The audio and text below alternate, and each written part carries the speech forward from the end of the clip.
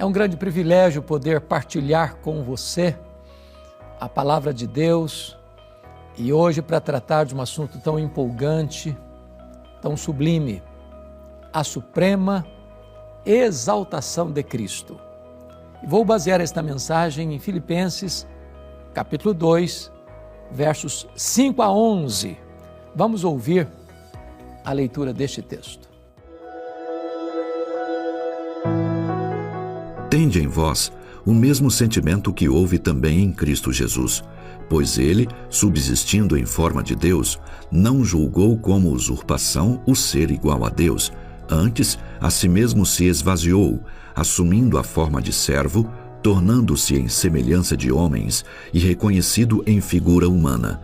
A si mesmo se humilhou, tornando-se obediente até a morte e morte de cruz. Pelo que também Deus o exaltou sobremaneira e lhe deu o nome que está acima de todo o nome, para que ao nome de Jesus se dobre todo o joelho, nos céus, na terra e debaixo da terra, e toda língua confesse que Jesus Cristo é o Senhor, para a glória de Deus Pai.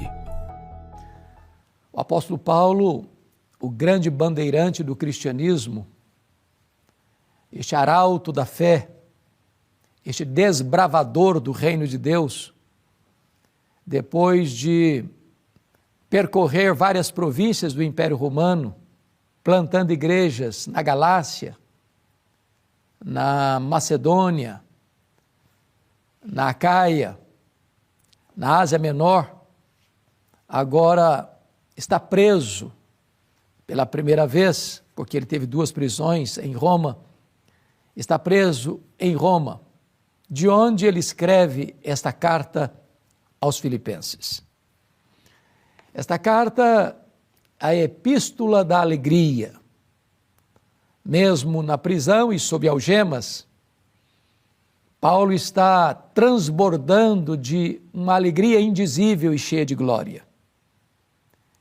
E no texto em pauta, ele fala sobre a humilhação e a exaltação de Cristo, dando este exemplo magno para sanar e resolver alguns problemas de relacionamento naquela comunidade cristã.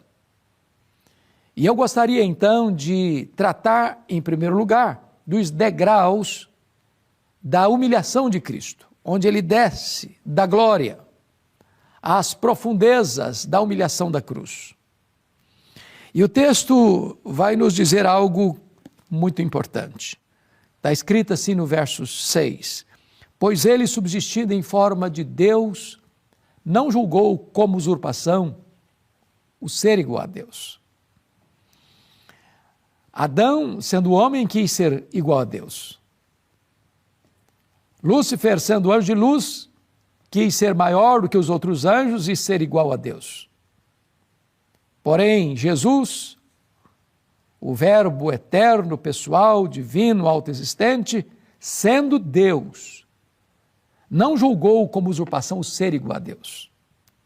Ele abriu mão da sua glória, sendo transcendente, tornou-se imanente, sendo Deus, se fez homem, sendo eterno, entrou no tempo, sendo o Rei da glória, assumiu uma forma de servo.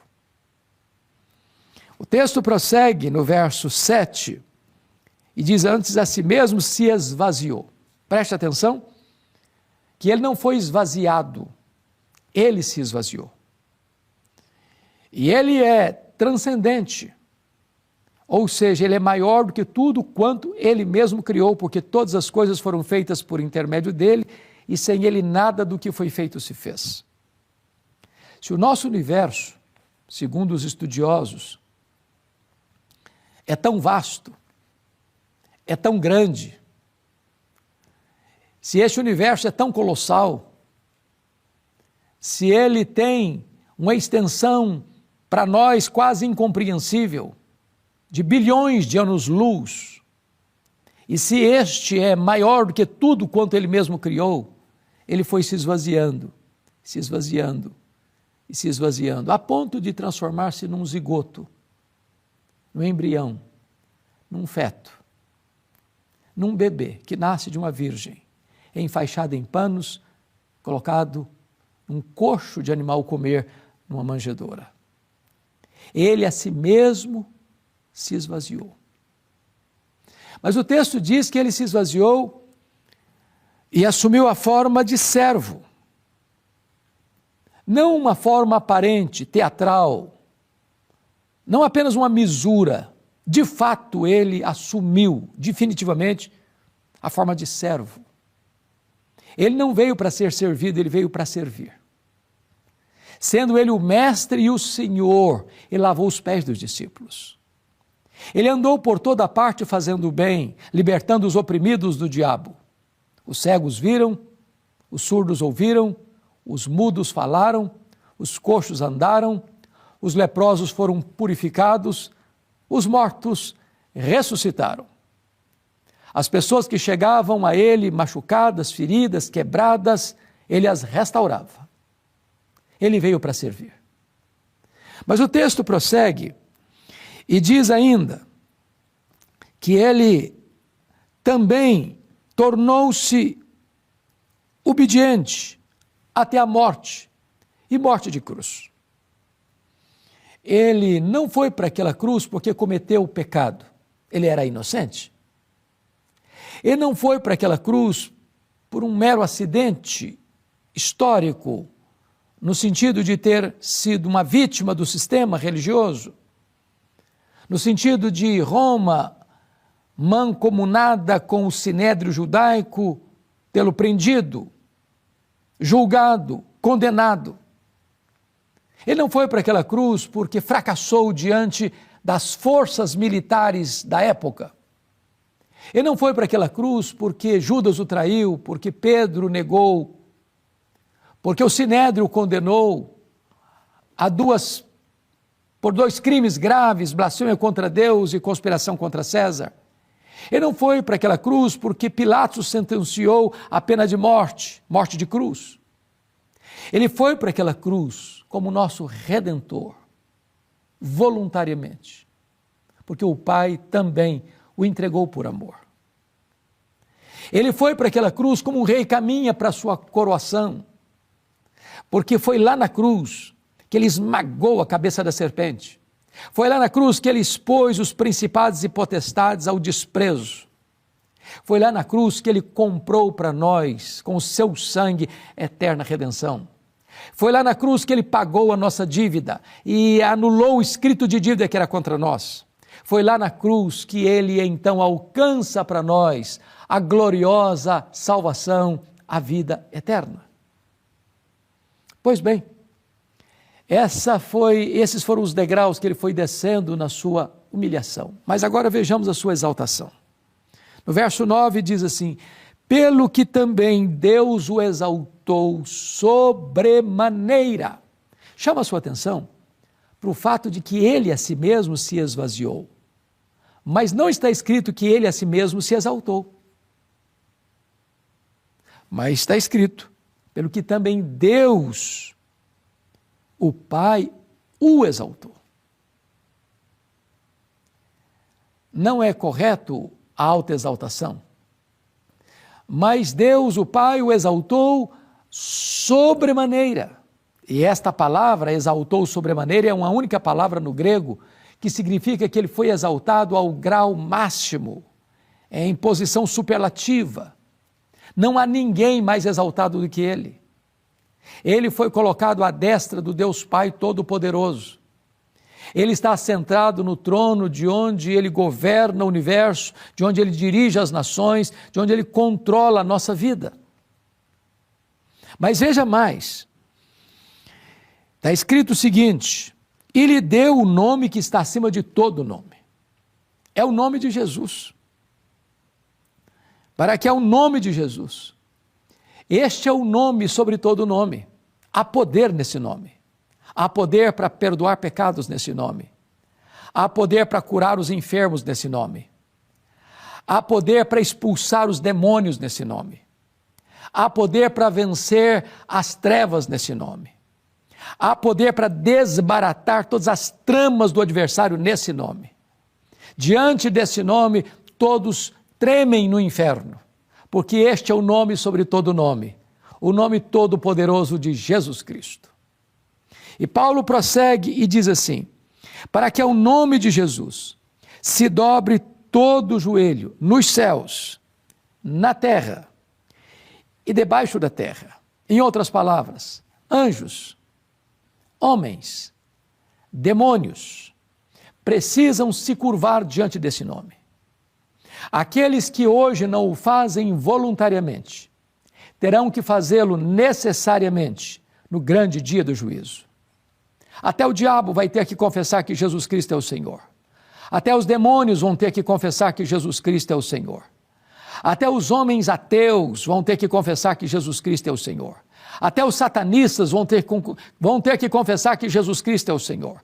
Não haverá qualquer ser no céu, na terra e no inferno que seja dispensado desta declaração pública de que Jesus Cristo é Senhor, e vão ter que se prostrar, e vão ter que se ajoelhar diante dele. Reis, príncipes vão ter que se ajoelhar, filósofos, sociólogos, antropólogos vão ter que se prostrar, religiosos vão ter que se prostrar, satanistas vão ter que se prostrar, vão ter que se ajoelhar diante dele. E diz o texto: e toda língua confessará que Jesus Cristo é o Senhor.